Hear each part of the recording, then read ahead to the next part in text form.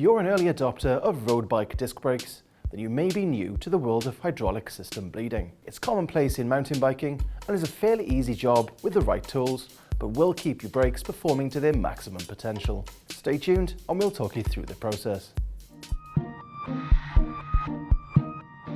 You're going to need hex keys, a bleed kit, mineral brake fluid, a spanner, paper cloth, and degreaser. When bleeding a brake, you must make sure the caliper is lower than every other part of the brake system.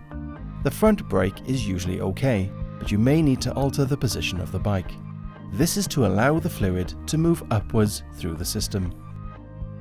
It's a good idea to remove the wheel and brake pads. Then fit a bleed spacer. If you don't have one, you can leave the wheel in place, though you will run the risk of contaminating your pads with brake fluid.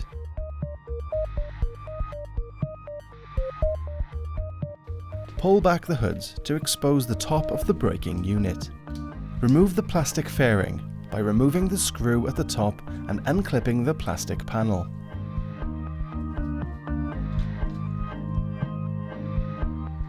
Undo the lug screw on the brake lever and screw in the bleed pot. Remove the nipple dust cover, then fill your syringe with brake fluid.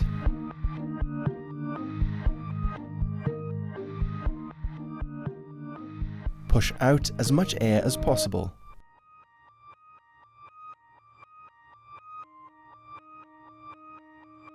Attach the hose to the nipple and lock it into place. You can now use a hex key or box spanner to open the bleed port, taking care not to knock off the hose. You're now ready to bleed. Try not to squeeze the lever during the bleed process, as it can force air into the system. Slowly squeeze the syringe to start the fluid moving through the brake system. You should see the fluid rise into the fluid pot on the brake lever.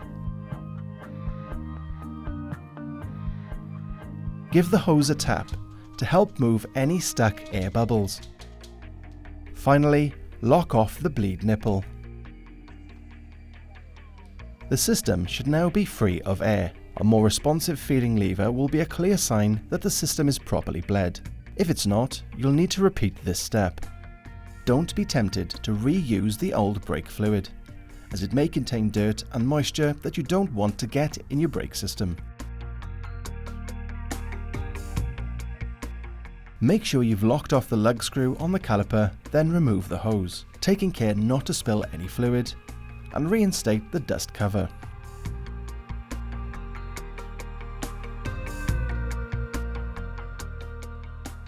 Insert the stopper into the bleed pot and unscrew it from the brake lever.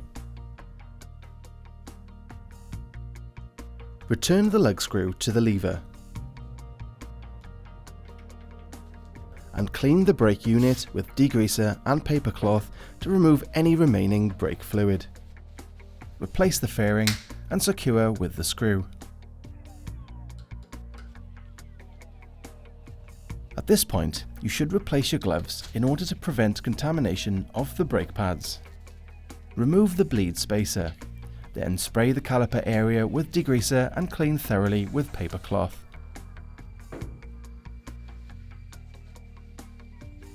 Reinstall the brake pads and wheel.